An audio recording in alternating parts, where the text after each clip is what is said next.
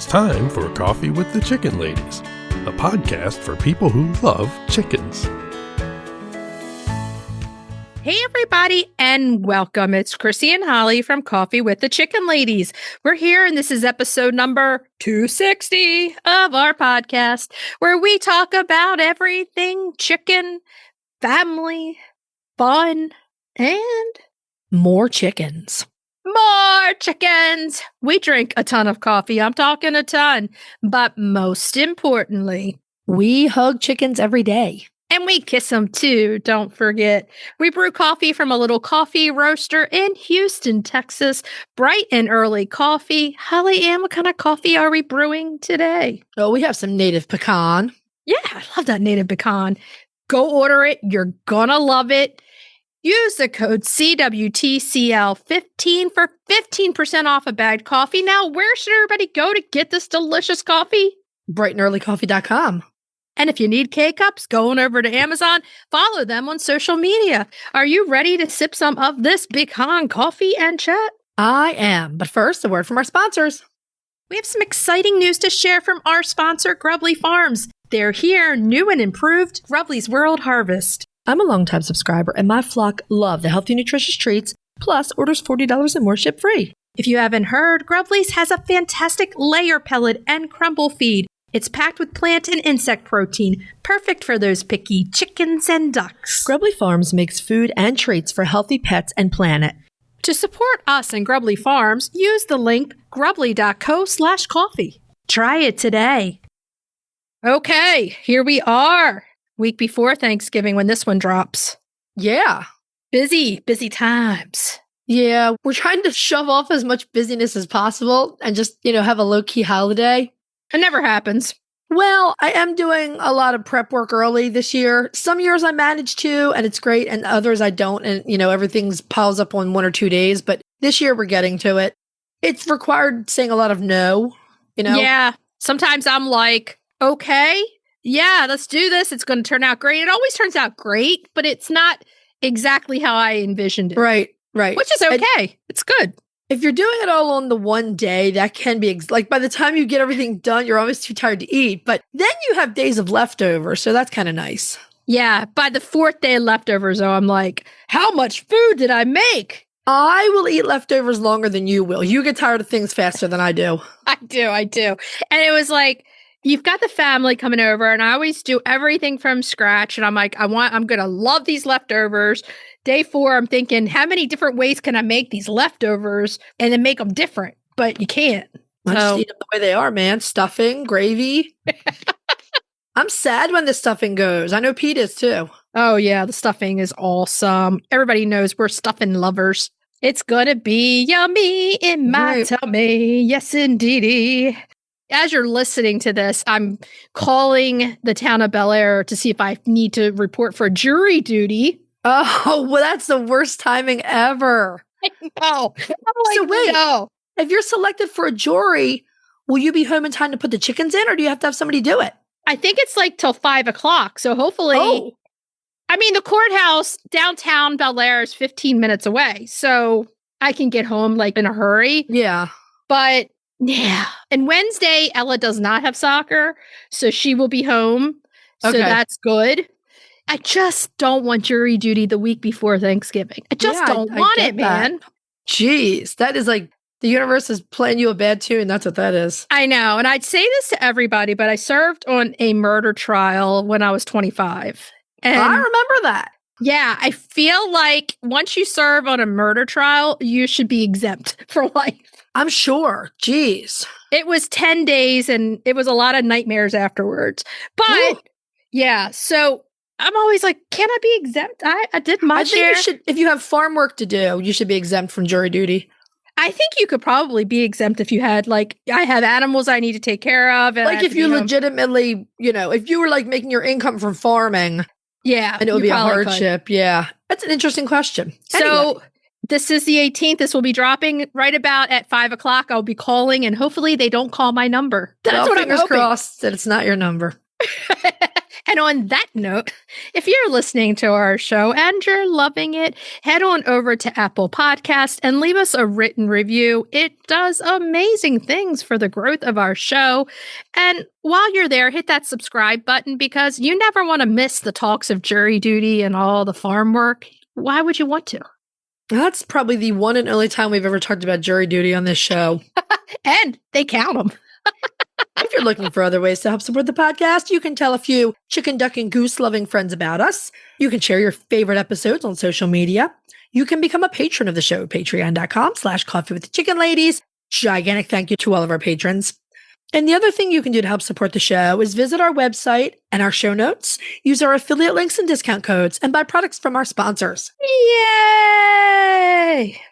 Holly Ann, have you heard of this new game, Chicken Challengers? I have. It is hilarious. It's a fast-paced party board game where chickens battle it out to become the ultimate barnyard champion. It's a lot of fun. You can use some strategy, you can bluff, try to outsmart the other players. It was so easy for my parents to learn, and it's endlessly replayable. You can play it with as few as 2 players up to about 8, and it's fun for kids, teens, and adults. Everyone loves it. Now learn more at chickenchallengers.com or find it on Amazon today. Just search Chicken Challengers. You know what I love when it's 95 degrees outside? Being inside.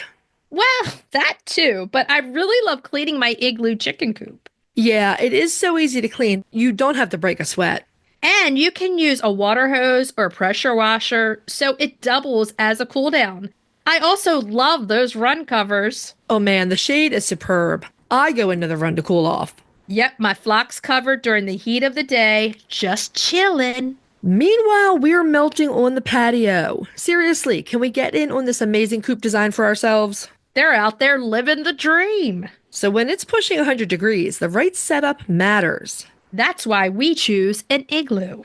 Get your girls their own just in time for summer. Search Omelette. That's OMLET. The Breed Spotlight is brought to you by Murray McMurray Hatchery, defining quality for generations. For over a century, Murray McMurray Hatchery has remained a trusted family-owned business working tirelessly to ensure our poultry meet the highest standards. Whether you are an experienced enthusiast or just embarking on the journey, look to McMurray Hatchery for guaranteed quality, rare, and heritage breeds, low minimums, and all the supplies you need to raise your flock. Request a free catalog today. Now I've got myself a bow, I got myself an arrow, and then I'm gonna shoot it. I hope I don't hit you in the eye. No, I hope I don't hit you in the eye. No, Buckeye. It's time for the Breed Spotlight, yeah. That made no sense whatsoever. That's really, really a stretch. Because this week's breed is the Buckeye. It has nothing to do with your eye. I was like, William Tell, what's happening over there? You're laughing so hard you can't talk. Oh, I never know what's going to come out. I look at the breed. That's my friendship with you. That sums it up very nicely. Whenever we're talking, you're like, oh God, what's she going to say?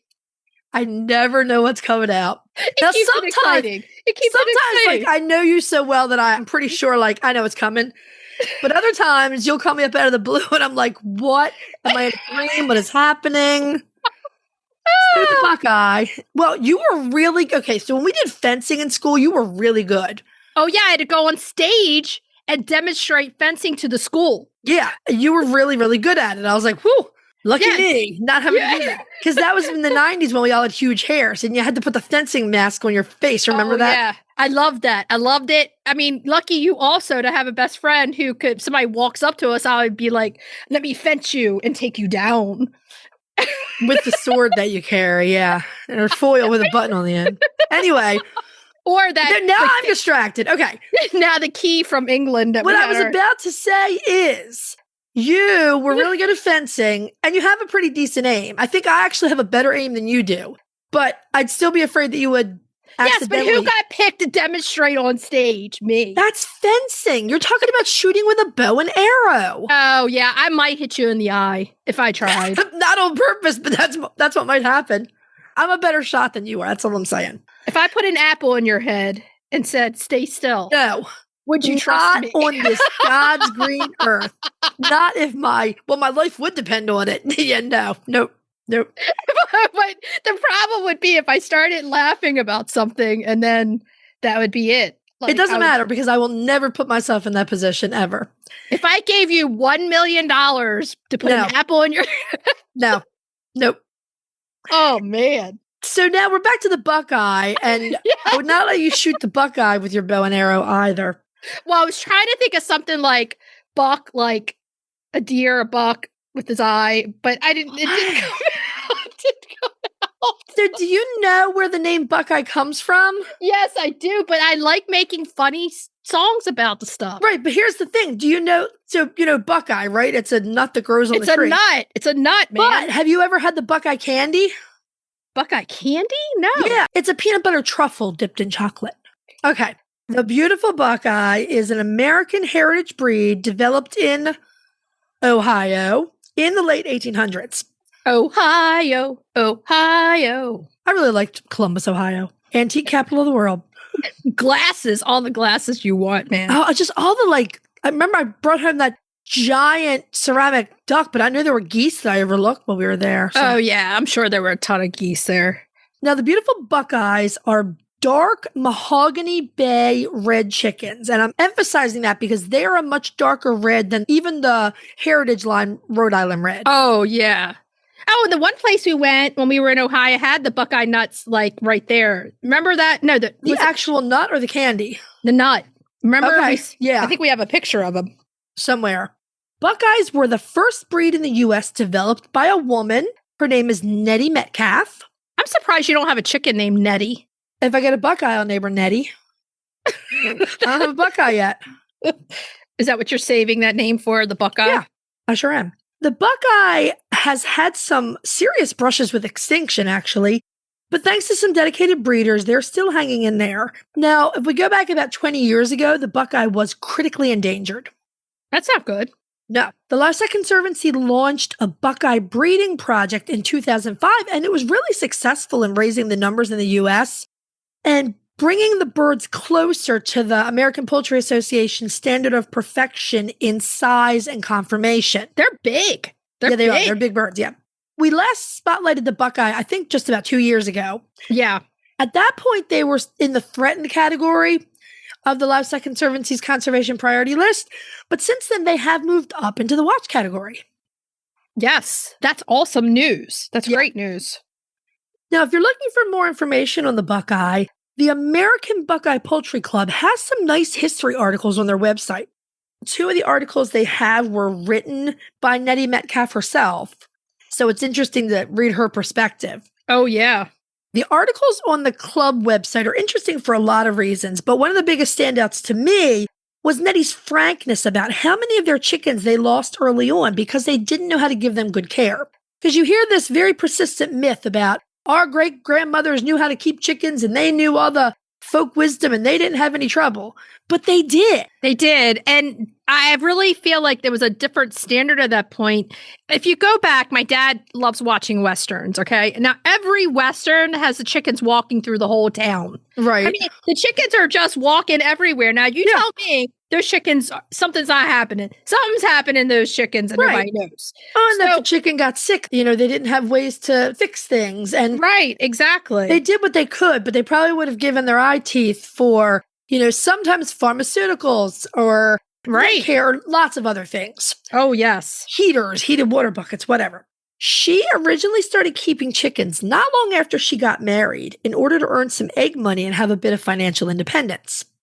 I mean, that's a story of way back when the women did that. A lot, yeah. I mean, you get to love and care for an animal, get eggs, and then get money to sell them. That's great. Everybody wins in that situation. You had a lot more say in what was coming into your kitchen then. So you did, if you were keeping chickens, you got to choose the kinds of eggs you were getting, the kinds of birds you were getting. Well, the other thing is, too, in that time, selling eggs, you didn't have to go through a lot of red tape to sell them to your neighbors. You just didn't have to sold go your through any eggs. red tape. There were no No. USDA regulations. So if you wanted to sell them to Mary next door, that's what you did. You went next door and said $5 for 2 dozen, whatever. Right. And the lack of regulations, that's a mixed bag because in some cases there should be regulations to keep people safe. Right. And in others, it stops people from selling that otherwise would. Anyway. Yeah, exactly. So the first 2 breeds that she tried were the brown leghorn and the Brahma, which are very different chickens. Heck yeah. I mean, one on one end of the spectrum and one on the other end. They really are. As different as you can be. And neither one of them worked out for her for one reason or another. Then she tried Langshans, and she loved the Langshans, and she thought they were beautiful. But she was doing table birds, and the black feathers on the Langshans were just really hard to pluck out entirely. Okay. So it didn't look very pretty. Then she tried Barred Plymouth Rocks, and she liked them well enough. Her neighbor kept buff Cochins, and they traded some hatching eggs. So Nettie began crossing her Barred Rock hens with buff Cochin cockerels that she had hatched. Wow. Now, Nettie liked some of the things about these Barred Rock Cochin crosses, but they weren't exactly what she was looking for. So she decided to add another breed in an effort to liven things up because she felt like these birds were, in her words, too lazy. Oh, man. She added in what she thought were black-breasted red game birds, and she really liked the resulting offspring. They were dark red. She was just smitten with these birds. Right. But then she figured out that what she had crossed, what she thought was, purebred game birds, they were actually a dark Cornish cross. Okay. And that was important because that dark Cornish blood was the source of the Buckeye's peak home. Yep. And probably, dark Cornish are that beautiful dark partridge, so that probably played into the color too. Oh, heck yeah, definitely. After many more generations of breeding and ignoring her neighbor's snarky comments about her mongrel chickens, she named her birds Buckeye Reds because of the resemblance to the glossy dark red Buckeye nut, as we were talking about in the beginning. Yeah. She was a determined little lady. And actually, there's a photograph of her in our book. And when you look at the photograph, you're like, this is a lady that got things done. You could just tell. Oh, yeah. Now, she went on to get her breed accepted into the American Poultry Association Standard of Perfection in the American class in 1904. She must have been very persistent. She really wanted it in there. She was like, I've worked this hard, Yeah. And she did show her birds, at APA shows. And she also created the Buckeye Breeders Club. I mean, she sounds like us in a little bit of ways that she's passionate about something and she's taken it somewhere. She knows her passion. I'm like, what? We don't breed. No. No, but we're passionate about chickens and we have a podcast. Most people are that way when they figure out what they want to do. That's half the battle. Well, she found out what she wanted to do. She was not a monk, but she wanted to have a breed of chickens all of her own. With the monk, if there are new people listening that have no idea what you're talking about, this monk. But she's not a monk. Okay, so let's go into looking at the Buckeyes. They are a heavy, like I was saying earlier, they're big birds. They're dual purpose breed with roosters averaging about 9 pounds. That's a big chicken. Hens around 6.5 pounds. So, I mean, they're a big, large bird. You're going to have accommodations for them in your coops and your runs. Now, they are gorgeous, dark red color with that tight feathering, often found on the American breeds. So, just they're not a lot of fluff, but that tight feathering, that they have a lot of feathers, The tight feathering, I think, is a big help for them when it comes to living in both cold and hot environments. Oh, yeah. I mean, with the fluff, they're harder to keep cool, but without that fluff, but the tight feathers, they're more dual climate, actually, like you said. And they're quite waterproof, too, or as waterproof as a chicken's going to get. Exactly. Now, they have those small peak homes, red faces, red earlobes, and small wattles. They have sturdy, broad bodies with yellow legs and feet, which is awesome looking. The one thing I can think of is when we were at the farm in Ohio, and they had some Buckeyes there when we went to go. Oh, Slate Run Farm? Slate Run Farm. They had some Buckeyes. They were really pretty. It was nice to see them in person on the farm, Oh, yeah. So they had the Buckeyes and they had a Mediterranean that I can't remember. Yeah. Those Buckeyes, they're just gorgeous. They are. Now, like we were talking about, the feathers help them to be cold hardy. Now, you think about where they're from, Ohio, that is a cold climate. They have some really cold winters in Ohio. Cold winters and hot summers. Yeah. So with that small comb and that body mass, they're going to be great in the cold weather. They're going to need a little more support in the heat because they're bigger and, they don't have the wattle mass to cool down as quickly. So they're going to need fans. Is great for winter, but it is not great for summer. Exactly. I mean, perfect, like the Faverolles, their combs aren't great for summer, We're coming into the season of the salmon Faverolles right now. Yes. So the hens are good layers of large brown eggs. There is some variety or variability in laying from 150 to 200 per year. That's a little bit of a difference there. Mm-hmm. So all depending upon. And they're going to get about 3 to 4 eggs per week. They do sometimes go broody. And when they do, they make excellent moms. Keep that in mind. So, Well, they do have cochin in their bloodlines. Oh my God. Francesca was broody probably for 2 months of the summer or more this year. Lord. That cochin, sometimes you get a cochin and they're stubborn. Buckeyes are known to have great personality. They're friendly and curious. They'll run right up to their people. They like to know what's going on. But they are surprisingly active for their size, and they don't like being closely confined for too long. And they're good companions, often right with their people to see what's going on. I mean, yeah, that's that curiosity. Yeah. Yeah, they want to be with everybody and want to know. They're known to do very well in a mixed flock. They get along really well with other breeds.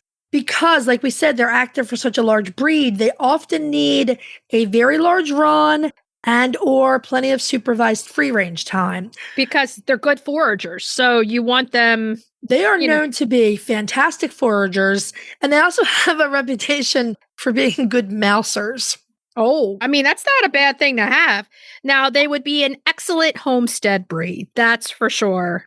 They're beautiful, popular for showing, and a lovely addition to any backyard flock because that color is just gorgeous. It's like fine They're on wine. my list. When we bought our house, we bought it knowing that there was a mouse problem in the garage. Yeah. That happens at a lot of farmhouses. Yeah. Pete was like, let's just get some, 3 Buckeye hens and they're just going to be our garage chickens. We did not, but the Buckeyes are still pretty high on my list. Oh, you were just talking about getting a Buckeye the other day. Yeah. Mm-hmm. You've always talked about getting them. They are big birds, though, which is nice. Well, I would put them in the Brahma group, with the Cochins and all the other big girls. Yeah, their coloring is pretty. It's so pretty. It's really beautiful. So here's the question. Where does everybody get the Buckeye? Well, you have some options. You can check out the Livestock Conservancy's breeders directory. There should be plenty of breeders looking to sell pet quality or show quality birds. You can try Sandhill Preservation. I think they're sold out for the year, but probably for spring. My Pet Chicken and some of the other large hatcheries also carry them. We've recently seen them in the mill and our own farm stores. Yes, our farm stores, the mill has had them. I did send you a text the other day that said that My Pet Chicken had Buckeye pullets. Oh, I don't want to do pullets with the Buckeyes. I want them from babies. Yeah, for babies. So it was like, I thought it was kind of wild that they had them like as pullets. I was like, okay. We're seeing more and more point of lay pullets being sold as part of the market. I think it's because the want of chickens is up and the unknown factor of roosters versus hens. Some people don't want that. So they're willing to wait a little longer and know that they have girls. Some people also don't want to put in months of, waiting for hens to lay. They want laying sooner. In the UK, this is how it's almost always done. When you get chickens, they're point of lay pullets. So anyway, we just thought that's an interesting trend we're seeing. It is definitely. We're both seeing it trend that way, and it's crazy because we're not used to that here. Right. Okay. So if you have the Buckeye, you know what to do. Hit that story button, hit the mention button, put our name off in my garage. And give Holly some. She wants some. Are you ready to dive into the fascinating world of backyard ducks? Look no further than Metzer Farms, your premier destination for top quality waterfowl. Whether you're a seasoned breeder or just starting out, Metzer Farms has everything you need to elevate your flock to the next level. And if you're passionate about call ducks, you're in for a treat. Metzer Farms hatches a stunning variety of call ducks, meticulously bred for their miniature size, beauty, and calm temperament. From snowy whites to vibrant colors, each duck is a masterpiece waiting to grace your backyard. Visit MetzerFarms.com today to browse their extensive selection and start your journey into the wonderful world of waterfowl. Metzer Farms, where passion meets perfection. If you're looking for a chicken coop that's produced in a planet-friendly, sustainable way, try Nestera. Each coop is made from highly durable, 100% recycled plastic that keeps the equivalent of up to 2,000 shampoo bottles out of a landfill. Their clean, modern design will fit into any garden or run area and comes with an industry-beating 25-year warranty and a range of handy accessories. Simple to put together, so quick and easy to clean, and most importantly, red mite resistant. Your chickens will love it. Quick shipping from Nestera US. For a 5% discount, use the affiliate link in our show notes, on our website, and on Instagram. Link in bio. Check them out today. Eaton Pet and Pasture is a farmer-owned company based in upstate New York that creates USA-made sustainable products for backyard chicken keepers. From low-dust hemp bedding and comfy aspen nesting pads to nutritious treats and odor-eliminating products, everything is designed to keep your coop clean, healthy, and smelling egg-tastic. All their products are made right here in the USA with ingredients that are safe for your flock and the planet. So whether you're doing a deep clean or just a quick refresh, Eaton makes it simple to care for your coop the natural way. They're your one-stop shop for coop freshness and flock happiness, made easy. Visit EatonPetAndPasture.com to explore the full line of flock favorites and use the code COFFEE at checkout for a first-time purchase discount. Okay, are we ready to move on to main topic? Yeah. Yeah. Yeah. Now, last week we talked about poop. This week we're talking about intestinal parasites and dewormers because we feel like we need to talk about this so that it helps everybody kind of have a little bit more ground to stand on and know what you need to do. Well, again, this is an area where there's so much information, on the internet especially, and it confuses people. There's a lot of gray areas. And, right. I feel like there's not a lot of right and wrong. There's just a lot of different things out there. So there is some right and wrong when it comes to dewormers and dosage. Oh, yeah. And there's also some unfortunately persistent myths about natural dewormers. Yeah. But for the most part, because it's scientific information, like you said, there's nuance because every case is different.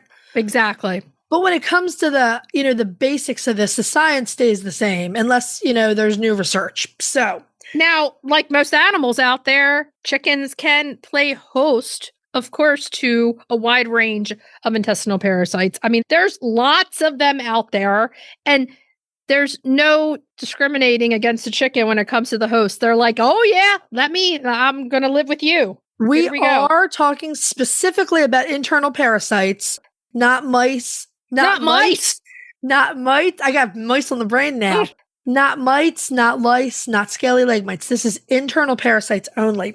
Now, like we said last week, there are two types of parasites that you can see with the naked eye in poop, and that is roundworms and tapeworms. Yeah, you can see them. If you see something that looks like rice, this is the easiest way to explain it, or something that looks like spaghetti noodles, you got a little bit of a problem. It's like segmented rice. Yeah, exactly. So if you're seeing those things, something weird in the poop, then there's a reason to deworm. Definitely. The way we approach parasites has changed many times over the past 2 or 3 decades, right? Now, the usual wisdom is deworm as needed because we don't want parasite resistance. We don't want parasites becoming resistant to dewormer by overuse. Right. So if you see worm segments in your chicken poop, you know that you need to deworm. Right. At that point you need to deworm. Now, the problem with periodically deworming is exactly what you said, the resistance to the deworming. Right. They can kind of say, oh, I've had a taste of this before and it doesn't do anything. So we are the believers of if you notice that there's a problem, that's the time to deworm rather than just doing it because it's that time of the year or because you think that you should. And the symptoms of a bird with parasites can range from nothing to sometimes poopy butt feathers pale comb, lethargy, just general unthriftiness, a bird that just doesn't look like they feel well. Well, here's the thing. A parasite wants to live off the host and not kill them because they want to continue to live. But they will kill them. They will kill them in the end. Yeah, but they will kill them. It's a slower process. Sometimes it can be a quick process, but usually they want to suck as many of the vitamins and minerals out of the host and live off of them as long as they can. So if you're seeing, like you said, like poopy butt feathers, to me is one of those things where you might want to deworm. That's one, but that is not the only symptom. And poopy butt feathers don't necessarily mean that they have worms. That's just an indication that they could have worms. If they have that along with other symptoms, there definitely could be a reason to. Here's where I keep trying to go. Fecal testing is your friend. It saves you money in deworming if it's unnecessary. It helps protect against parasite resistance because you're not using the dewormer all the time. Yeah. And even if your local vet doesn't treat chickens, generally they'll still run fecal tests for you. It's usually like $20 to $30. This is where you have to have that relationship with the veterinarian for whatever reason. Even if you have a dog that goes to your vet and they don't see chickens, like you said. I mean, honestly, I would just call them. Even if you don't have a relationship with them, I would just call and say, hey, could you do a fecal for poultry for me? Sometimes they'll say they have to be a patient. We have to see them. And sometimes they'll say, sure, we'll do it. The first time that I ever had to do it, Dr. D, who was seeing Sammy, did not see chickens, but he ran the fecal through the lab for me. Yeah. Before we knew Rebecca. And, it showed up positive. It showed up for lots of stuff. And we had to deworm. So, It will tell you specifically what kind of worms you're dealing with. When it comes to poultry, and we'll talk about this at the end, most poultry dewormer is just broad spectrum. But occasionally there are types of worms that need to be targeted specifically. Well, yeah, definitely. I mean, and the broad spectrum ones treat usually like 4 or 5 different ones, which is good. But, the other good thing about the fecal is they give you worm counts if you send them out to the lab. So you know what the worm load is. Yeah, like, is it a big load? Is it just starting? You kind of know where you are. Also the fecal can tell you if you're dealing with coccidiosis.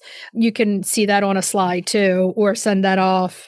Generally, I'm going to go back like 20, 30 years ago. Best practice used to be to deworm, just prophylactically deworm your flock once or twice a year. And a lot of people would choose to say do it in the fall.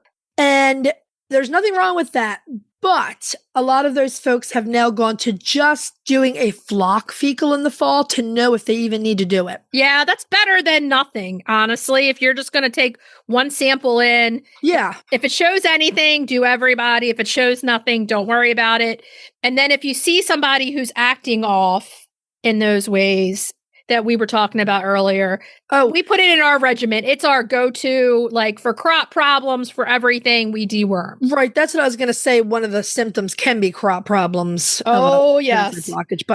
And then we want to address natural dewormers. And we have done episodes about this in the past, but we keep seeing the same information repeated over and over. We get it. We all want to just treat our chickens with natural stuff. But if you have a worm load and you think you're going to cure it with ACV, you are not. And you might lose that chicken. Yeah, ACV is just going to change the acidity in the crop and in the body and the intestines. It can help as a preventative because, like you said, if you change the pH and you make it unpleasant for the parasites. Exactly. But you cannot bank on that. Let's talk about pumpkin seeds. What they are good for is the mechanics of eating them in bulk and pushing out things that are in the intestines, but and act as a prevention versus if there's a blockage from parasites, it's not going to take it out of the intestines. No, pumpkin seeds are interesting, and blackberry leaves are another one. Both of those things do have chemical compounds that can be effective against parasites. At this point, there is no body of evidence that can measure dosage, frequency, or true efficacy. So if you're looking to do preventative work and you want to feed those things, that's great. But again, if your birds have a big worm load, there's no way you can know exactly how to treat them. If you're an experienced chicken keeper and you've been using these things for years and you've done before and after fecals, and say recorded your dosages and all of those things, that's a whole other kettle of fish because then you have your own records. You have your own empirical records for how these things work. But without those records and without those before and after fecal counts, you simply cannot say this worked. Yeah, it's really hard. It's really difficult. I look forward to the day when these things have been tested thoroughly and people can safely use them to treat parasites with their birds. Like, if you want to do the stuff, do it, but you got to deworm when you have to deworm. Right. As a preventative, I think, you really can't go wrong with doing those things. I mean, they're not going to hurt anything by giving them, but they're not going to help anything either. Right. So if you are just doing that, and you still might see a problem. And that's why I say always keep your dewormer on hand. Mm-hmm. A medical, pharmaceutical dewormer, yeah. Because if something happens, if they start to not feel well, you want to be able to give the medicine. Even if you've given everything else, you could lose them from parasites through many different ways. So, garlic's an interesting thing because a lot of people would say garlic in the water as a dewormer. And the current science has not found that garlic in the water does anything. But they have found that pieces of garlic can work on unhatched parasite eggs. But again, there's no dosage. There's no frequency. There's absolutely no control. Because we're two science people, it's very difficult for us to use something that there's not been testing on to prove that it works. Right. I mean, and again, if you want to give your birds these things periodically throughout the year, and then you do a flock fecal once a year and can say, my birds are in good shape, then have at it. That's what I'm saying. Yeah. But you have to always keep a dewormer on hand. For safety's sake, yeah. Yeah. And I would add that testing is crucial. You really do need to know what you're dealing with parasite-wise. Microbiology is amazing. Well, the thing is, you need to get a fecal for sure. After working in the vet office for 15 years, we did fecals every single day, right. 100 of them. Right. And there's nothing wrong with just taking in a stool sample and getting it checked. The other thing is, if you give something like Safeguard, the dewormer itself, you and I have been watching this as we give it to, we've had multiple chickens that get parasites. Hey, it's going to happen. They're living outside. They're everywhere. They're everywhere. We have noted every time we've given it, we have seen dead worms after 48 hours. Yeah. So see if you see anything coming out in the poop and watch the poop at 48 hours to see if they're shedding dead worms. Right. Then at some point you want to take in a stool sample to make sure you got them all. Because if at that point, you've gotten rid of your worm burden and then you want to start going to the preventative natural things, that's the best time to do it. Yeah, like I'm saying, if you want to do all those things, please keep a dewormer on hand that actually is a medical dewormer. That's what I'm trying to say in all of this. Absolutely. Because I've seen this in a lot of places. If you are using ivermectin topically, if you're using ivermectin on your bird's skin to treat lice or mites or scaly leg mite, it will not treat internal parasites. I don't care how many times you see it on TikTok. It will not do anything for internal parasites. It's not meant for internal parasites whatsoever. In fact, when it's given to cats and dogs in injections, it's meant for ear mites. It kills ear mites. So it used to be, early on, it was a really, really good dewormer for the large livestock. But many of the common parasites in large livestock have become resistant to ivermectin. So pretty much it's used as a topical for almost all the animals now. It is effective against meningeal worm in small ruminants. But ivermectin is an interesting case when it comes to illustrating parasite resistance. Oh, yeah. Back in the day when I worked in the animal hospital, we definitely would use it for mange of different sorts. That's how it was given by injection to cats and dogs for those types, for ear mites and demodectic mange and those types of things. So it definitely, and the other thing is tapeworms for small animals, they get dronset. So, you have to really, you have to really look at the dewormers and see. But what our main thing is that we're trying to tell everybody is please use a medical dewormer if there's a problem. Please. And use them carefully at the right dosages because you can harm birds by improperly dosing them. When it comes to the choices for chemical dewormers or pharmaceutical dewormers, there's a bunch of them out there. In birds, usually you're going to see Safeguard, which is also called fenbendazole. Mm-hmm. You're going to see levamisole and a couple of others that are pretty effective. By far the easiest to find and use are the fenbendazoles, the Safeguard. Oh, yeah. Panicure is another name for them. Yep. Panicure is the name that you will probably get at your vet hospital. And sometimes vets, when they want to treat just roundworms, will use Strongit or Pyrantel is the name for that. Pyrantel pomate. Yeah, but Panicure or Safeguard, that's the best broad spectrum you can use. It kills rounds, hooks, and whips. It kills a lot of parasites that can be really harmful. So, and the Aquasol you were using is the same form of the fenbendazole, but it's for a larger flock and putting it in the water. Right. So, as I lament my beloved Wazine, which was a dewormer that used to be just put in the drinking water for a few days and your birds were fine. We haven't had a form of dewormer available to the general public that could go in your flock's drinking water and be effective. People would put Safeguard in there, but it didn't work. It's not one that dilutes with water, so it doesn't work. So the two dewormers that we recommend, again, they're both Safeguard. The first is the liquid Safeguard for goats. Mm-hmm. That is our go-to for dosing individual birds. But like you said, if you want to dose your whole flock, and you have to have a certain number of chickens, like if you only have 3 chickens, the Aquasol won't work. It's too concentrated. Yeah. And at that point, you're just going to give the dose by mouth, by beak, as I always say, by beak of the Safeguard. Right. With the Aquasol, it is a tiny amount, and you have to look at there's a little brochure with the dosing that's included with the Aquasol. You can get it on Amazon now, but you have to do the math. You have to figure out the percentage of the Aquasol that goes in the water, and it's a specific amount of water, and it's tiny. Like one of my flocks with 17 birds got 0.05 cc's of Aquasol. So a half of a tenth. Wow. Yeah, half of a tenth. So you have to be careful with the dosing, but it cuts down on your labor if you do it right. It is very strong stuff. Now, that's where you and I, like we said, we're best friends, but everybody is a little different chicken keeping wise.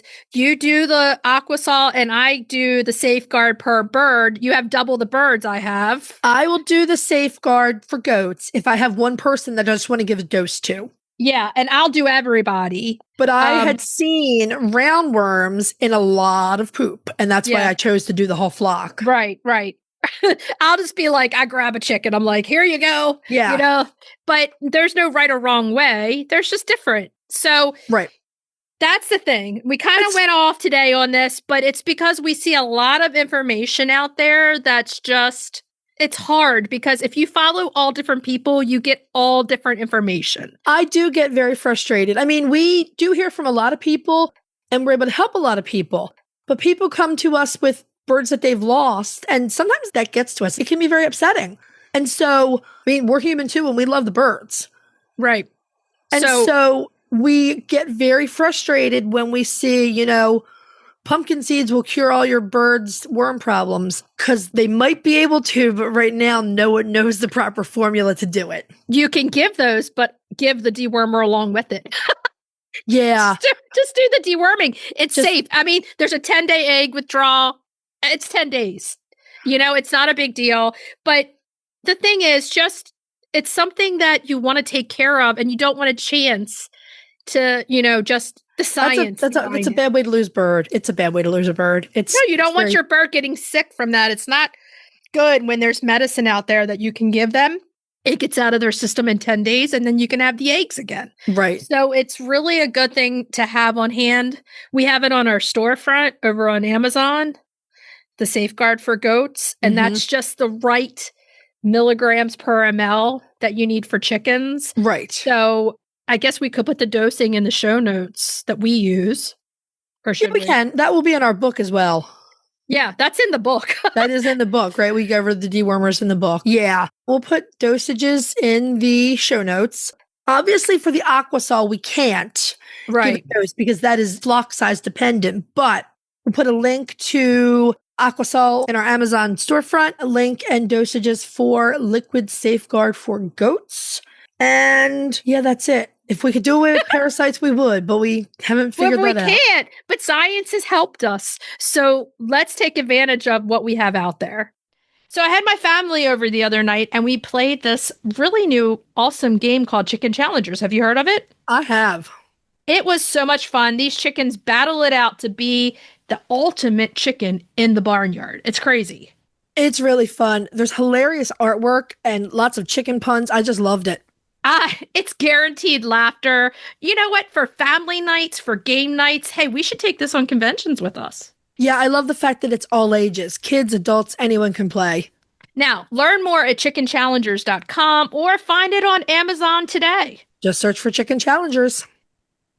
If your flock could talk, they would thank you for shopping at Eaton Pet and Pasture, your one-stop shop for coop freshness and flock happiness made easy. From their all-natural USA-made favorites like hemp bedding, roost refresh, and nesting pads to convenient product bundles that make chicken care simple, Eaton has everything you need to keep your coop clean, cozy, and odor-free.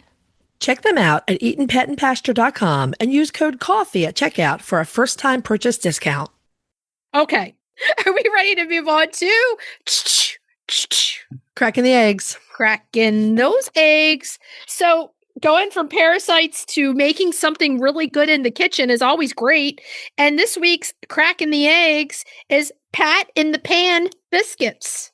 Oh, they're so good. I just made them last night. Now, these biscuits are easy to make and they're really delicious. But this particular style of biscuit making has really fallen out of favor over the last few decades. Like most biscuits, they're not traditionally made with an egg. But if you add the egg, it gives you a silky texture, even more flavor, a very moist biscuit. Somewhere I found like a whole scientific study. I don't know if it was on Cook's Illustrated. I don't know. Somewhere I found the whole study about the difference between different forms of biscuit with and without an egg. It was really interesting. So, well, it's like a shortbread is without the egg, correct? Like shortbread. Yeah, like it would be a short crust. Right. Yeah, I guess biscuits are essentially like a short crust. Exactly. Yeah. So I did these last night with the egg. I just took my classic Pat in the Pan recipe, put the egg in there. So good. These biscuits are interesting because they're all mushed up against each other in the pan. Like you put the dough in the pan and then cut it, leave it together. And because they're essentially all mushed together in the pan, they rise very high. Okay, well, that's good. Yeah, they're delicious and they are easy to make. Like I said, they're a great addition to your Thanksgiving table. They go very well with gravy of any kind, but they're just as good with just butter and jam on them. You know, Joe and I were talking because he was like, why do you always put jam on your biscuits? I was like, I don't know. Maybe it's a Baltimore thing. I grew up doing it. Yeah, jam and jelly on jam. Butter and jam on biscuits. He does not. He does really? not. Yeah. He's like, you do it all the time. And I'm like, yeah, it's good. That's how how you eat the biscuit. So let's go through the ingredients for this recipe. We need 10 tablespoons of unsalted butter or dairy-free, plus 2 more tablespoons, 4 cups of cake flour or gluten-free flour 1-to-1, 2 teaspoons of baking powder, a half a teaspoon of baking soda. I can see where you get that rise because you got both the baking soda and powder in with these biscuits. And the egg as well. Yeah. 2 teaspoons of table salt, 2 cups of buttermilk chilled, 1 large egg beaten and stirred into the buttermilk. Just another note, if you're a serious biscuit maker, this does call for cake flour because cake flour is lower protein flour. Yeah. But when I checked on the gluten-free flour, because of the different grains in gluten-free flour, it is also a lower protein flour. So just regular 1-to-1 works. You're going to start off by taking those 10 tablespoons of butter. You're going to cut them into small chunks and pop them into your freezer. Just leave them in there for about 15 minutes. Don't take them out until it's time to add the butter to the flour. The remaining 2 tablespoons of butter, you're just going to set aside. Preheat your oven to 450.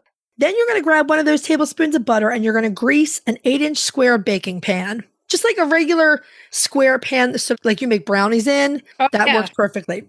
In a large mixing bowl, you're going to whisk together the flour, baking powder, baking soda, and salt. Add that chilled butter to the dry ingredients and cut it in with a pastry blender or your implement of choice. knife, forks, fingers, whatever. Stop when the butter has the texture of course meal with plenty of pea-sized chunks of butter left. Add the buttermilk and egg and stir together until all of the flour is moistened and the dough is pretty well sticking together. You don't want any like big pockets of dry flour. Right. Once you're there, dump that dough into that prepared baking pan. Now here, you either want to flour your hands and sprinkle some flour on the dough itself or wet your hands, and then you're going to pat that dough into a relatively even layer in the pan. Then you're going to use an oiled knife or a bench scraper. I just take one of my utility knives and I give it a quick spray with olive oil. Okay. So it doesn't stick. Yeah. And you're going to cut the dough into 9 equal squares. So like a 2x2 tic-tac-toe cut. Okay. Pop it in the oven. You're going to bake it for 30 minutes or until the top and sides are golden brown. Pete came out into the kitchen and he was like, this smells so amazing. People try to duplicate the smell of biscuits baking, and they just can never get it. No. Once your biscuits are done, you're going to let them cool in the pan for 5 minutes. Then you're going to recut those original lines, the original tic-tac-toe lines that you cut. You're going to recut them. You're going to take that last tablespoon of butter and you're going to brush the top of the biscuits with that butter. You're going to let them cool for another 10 minutes and then you're ready to serve them. So you can place them on a platter, where they look pretty, or you can just serve them in the baking dish, whatever. Serve them warm. People should experience these biscuits warm. And enjoy. I put them out of the oven last night and just started eating one. I hadn't even put butter on it. It was so good. Try it. You might like it. Let us know what you think. Try it for Thanksgiving. Okay, so let's move on to retail therapy. Retail therapy. Yeah. This week's retail therapy, we're introducing you to Eaton Pet and Pasture's hemp treats and treats on their website because they're awesome for your chickens. Yeah, this is going to be a quick and easy retail therapy just because, like I said, last week they sent us a bunch of stuff to use and review. Grubs, fantastic, North American produced. The ducks and chickens, inhale them. You can feel safe feeding them. They're good stuff. Now, the other thing that they do have is called Hen House Hemp Plus. Mm-hmm. And Hen House Hemp Plus is a topper, which you can put on top of your food. And I'm going to tell you what is in this because it's really, you can get a 4-pound bag for like $20. Mm-hmm. And it has a lot of good things in it. It has marigold in it. It has hemp seed. It has oregano. It has thyme. And it has the black soldier fly larvae in there also. Mm-hmm. So you can put this on top. It's like a food topper to give them extra omega, all the good stuff. Omega acids and all the good stuff. Or you can use it as a little bit of a treat. It has the hemp seed in it. They're going to love it. It has all the great stuff in it, all the herbal stuff in it. And sometimes you want to switch up your treats a little bit. Yeah. And this is one that you can bring into your rotation and feel good about it. So, it's a nice big bag. I have mixed it with Scratch the last couple nights. Yeah. And, they really like it. Yeah, with the herbs in there and everything else, that oregano and thyme, those have, again, they're scientifically measured to be what they're supposed to be. So they're great to use. Hemp is a very underused source of protein and nutrients. It's high in protein from what I understand. Yeah. Right. We're not talking about marijuana because this sort of industrial hemp doesn't even have enough THC in it to do anything. Right. So this is the byproduct of hemp that's grown for seeds. Right. For bast fiber that can be used in textiles and for the leftover chaff that becomes the hemp bedding. Yeah, and right here on the bag, it says hemp seed meal is extremely rich in omega-3 fatty acids. That's great for your layers. That's great for your layers. It's great for you because that's going to transfer into those eggs. That's right, because all the science says that you get the benefits of the omega acids when your hen eats them when you consume the eggs. That's right. Yes, exactly. So it's making your eggs, it's giving them a treat and they love it, but it's also making the eggs more healthy for you. Yeah. All those good fats that you need, it's bumping them up. So, it's a great thing to do. We have a code over there too. It's like coffee. Right. So you can use our affiliate link straight out of the show notes. If you're a first-time buyer, you can use our code COFFEE for a discount. Yeah, I mean, take advantage of that discount. If you want to try these things, use the discount so that you can try at a discounted price and see if you like it. But we're telling you, our chickens are loving it. And this is something that you benefit from along with your chicken. Right. So it's good all the way around. Yep, great stuff. Should we tell everybody what we're going to be talking about next week? Next week, it's Thanksgiving week. So we're spotlighting a turkey. We're doing this sometimes known as the black Spanish turkey, sometimes just the black turkey. Very beautiful bird. Oh, yeah. Main topic, we're going to talk about creatively using eggs and herbs on your Thanksgiving table. We're going to get a little Martha up in here. As much as we can, right? Cracking the eggs. Chrissy is up with her stuffed pepper stuffing recipe. That's right. It's going to be amazing. I look forward to this. And retail therapy, we're sticking around with some fun vintage stuff. We're talking about placeholders, poultry placeholders, whether it's chicken, duck, goose, turkey, whatever. And believe me, they're out there. Okay, so what should we tell everybody to do until next week? Hug your chickens, ducks, geese, and turkeys. Every day and kiss them too. We'll talk to you next week. Bye-bye. Bye. If you'd like to see more of us, please follow us on Instagram at Coffee with the Chicken Ladies. If you'd like to help us grow the podcast, please leave us a written review on Apple Podcasts. If you'd like to become a patron of the show, please visit our Patreon page, patreon.com/Coffee with the Chicken Ladies. Thanks for listening.